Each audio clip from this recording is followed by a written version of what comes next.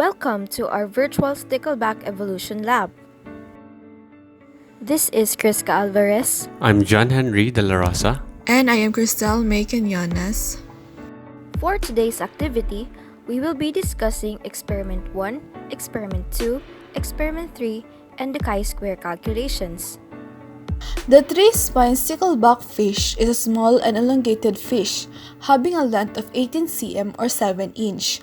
It is characterized by a row of 2 to 16 spines positioned in front of the soft ray dorsal fin, which protect them from predatory attacks.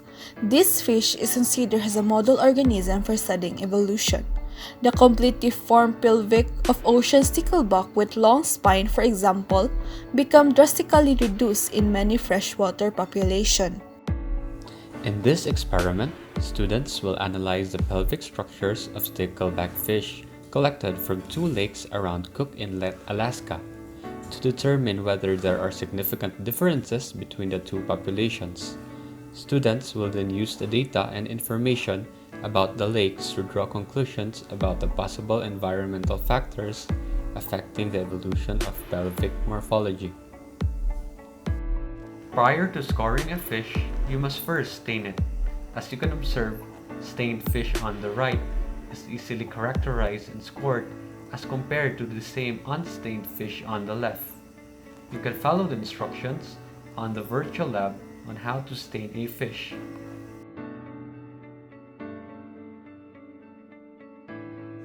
Before performing exercise 1, you need to practice on how to score a pelvic structure in a living fish using a tutorial. You can glide over the fish to magnify it and view the pelvic structures more effectively. You may use the lateral view or ventral view buttons to view the pelvic structures at different angles. Next, select the score according to which category it belongs. In this case, it has a complete pelvic structure. You need to score at least 10 pelvic structures correctly in order to proceed. In this experiment, you will score 20 fish from Bear Paw Lake and 20 fish from Frog Lake. Take your time to analyze each pelvic structures effectively. You may use the zoom feature, ventral and lateral view buttons to view the pelvic structures better.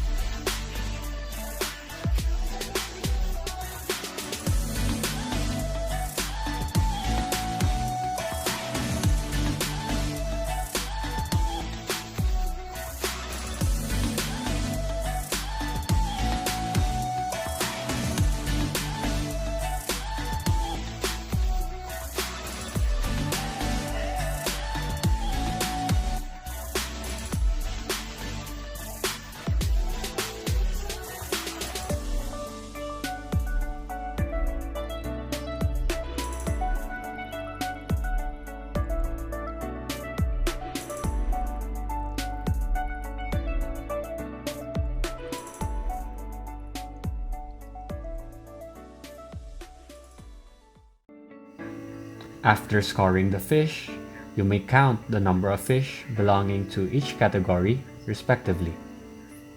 For example, in the Bear Paw Lake, there are no fishes with complete pelvic structures. There are 17 fishes with reduced pelvic structure and 3 fishes with absent pelvic structures. For the Frog Lake, all fishes have complete pelvic structures. Finally, click Submit.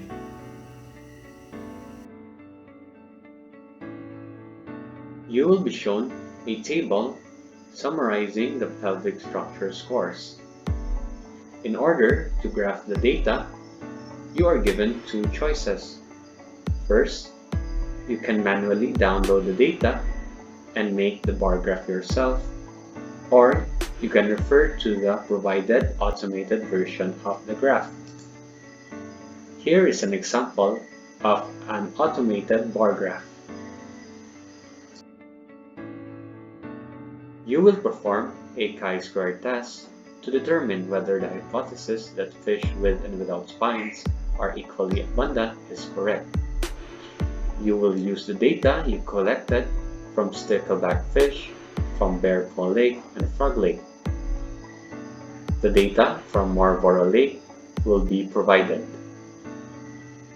You must remember that reduced girdle structures will be considered as pelvis spines absent. After inputting the data, you must click Submit to continue. Here are the instructions for the chi-square analysis. Step 1. Calculate the chi-square value. First, subtract the expected value to the observed value.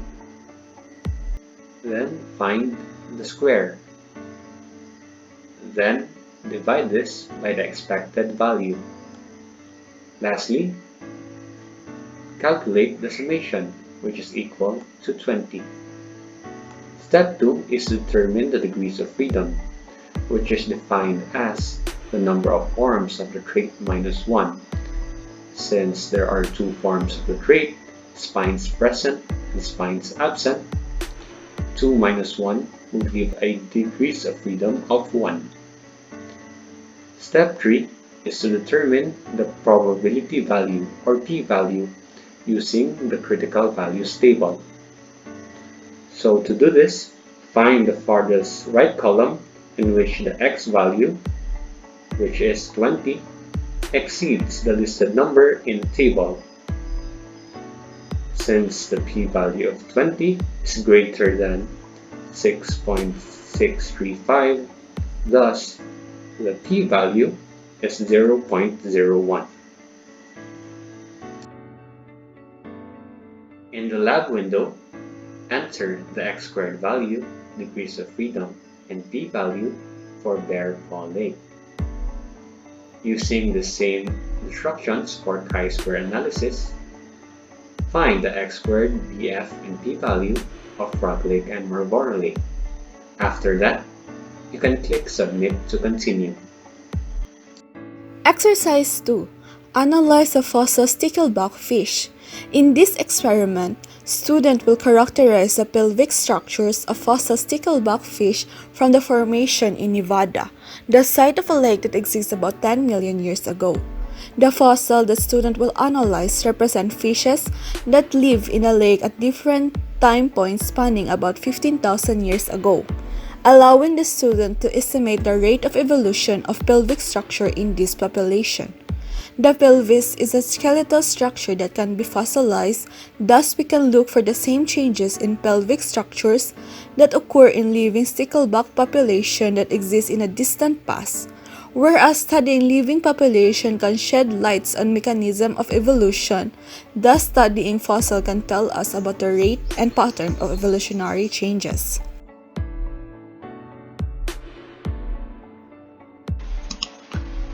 Experiment 2 Part 2 Scoring Fossils.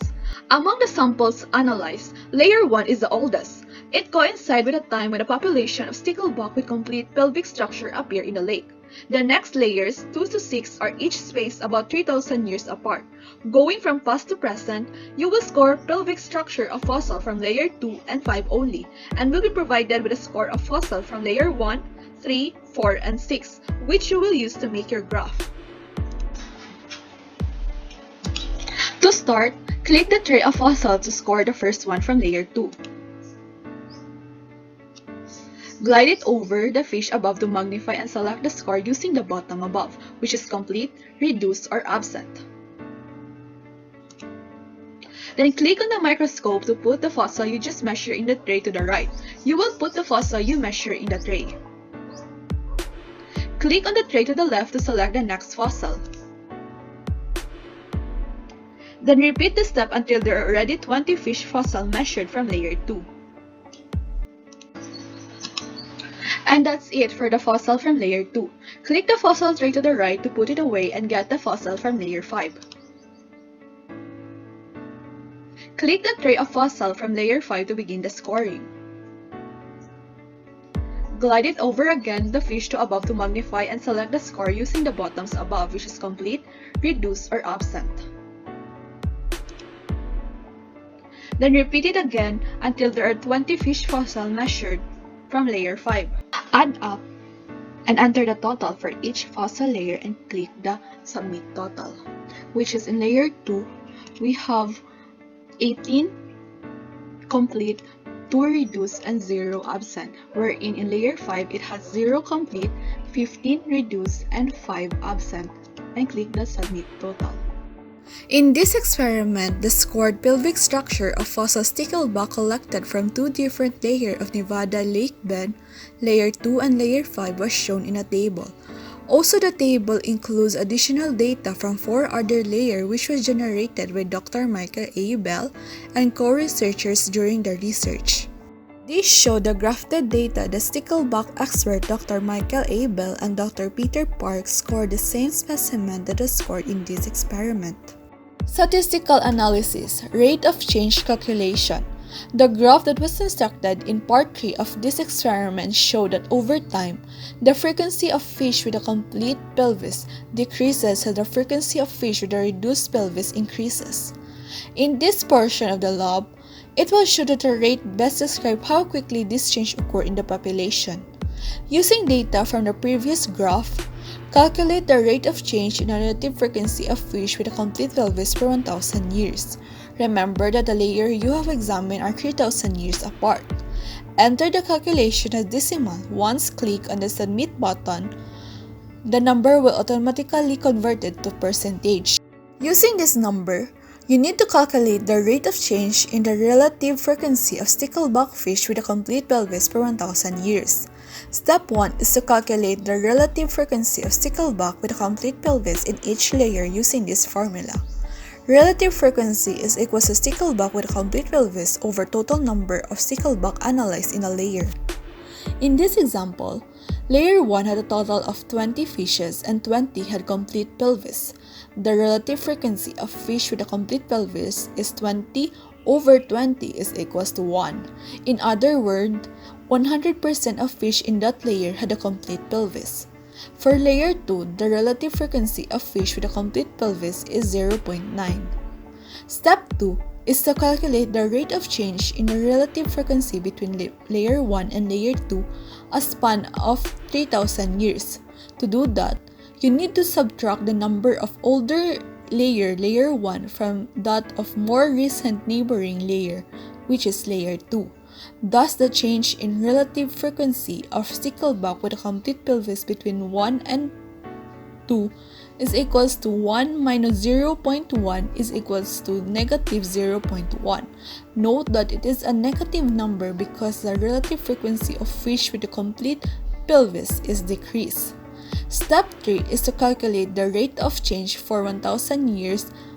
To do this, you need to divide each rate of change by 3 because there are 3 1,000 years between layer 1 and layer 2 and between layer 2 and layer 3 and so on.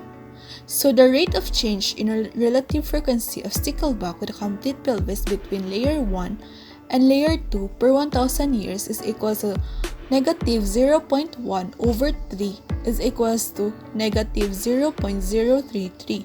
In other words, for every 1,000 years between layer 1 and layer 2, there is the average of negative 3% decrease in the relative frequency of fish with a complete pelvis. Experiment 3. Pelvic Asymmetry. In this experiment, you will analyze the reduced pelvis trait in more detail by scoring sticklebacks from 2 freshwater populations according to whether the pelvis is larger on the left or right side, as shown in the picture. This exercise illustrates how careful analysis of morphology, including small anatomical variations, can provide insights into the genetic mechanisms of evolution. Before you start collecting data on pelvic asymmetry, you will need to prepare the fish for scoring. That means treating the fish in a solution that stains their bones red. Click the jar labeled Bear Paw Lake.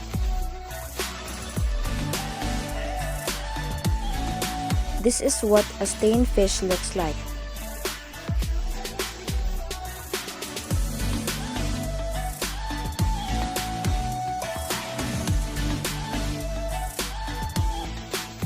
Alizarin red will be used as a staining solution for this and another destaining solution.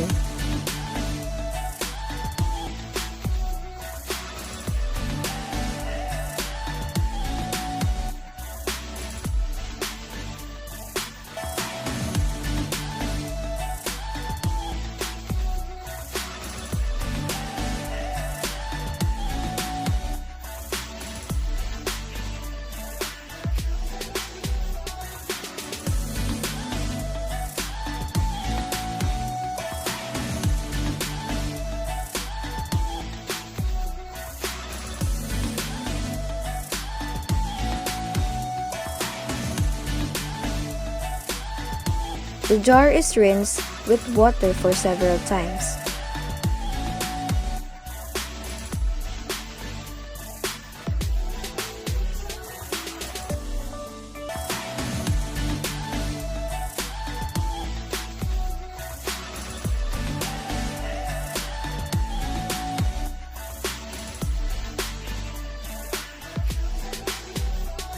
After you follow the steps, this is what a stained fish looks like. Add the original 50% alcohol back into the jar of the fish. After staining the fish, let's proceed to the scoring of the pelvic asymmetry. In this portion of the exercise, you will examine Stickleback from Bear Paw Lake and from Coyote Lake to determine whether their pelvises have a significant left bias or right bias. The specimens you will characterize were not chosen at random but selected especially for this experiment. Each specimen has a reduced pelvis and an asymmetry that can be detected by visual inspection. Let us score the first fish. Glide over the fish to magnify. You will make your observations using the ventral view. In this view, the left side of the fish is above and the right side is below. And select the score using the buttons below. Repeat the process until there are 20 fishes have been scored, and do the same procedure with the Coyote Lake fishes.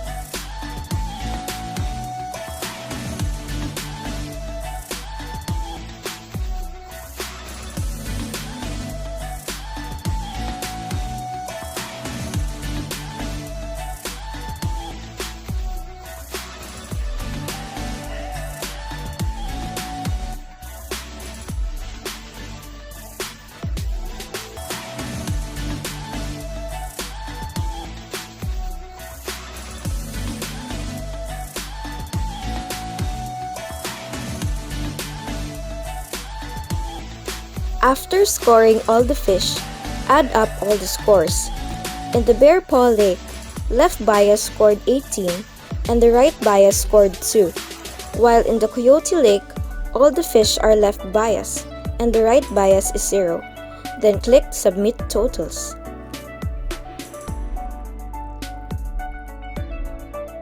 In this portion of the experiment, you will create a graph of the data you collected. You have two choices on how to proceed. First, you can download the data you collected into a spreadsheet program that allows you to construct the graph on your own. Or, if you don't have access to a spreadsheet, you can opt for an automated version of your graph like this one. After generating the graph, perform a chi-square analysis to test the hypothesis that roughly equal numbers of stickleback fish will have right or left bias asymmetry for their pelvic vestiges. These steps in performing a chi-square analysis is discussed in Experiment 1.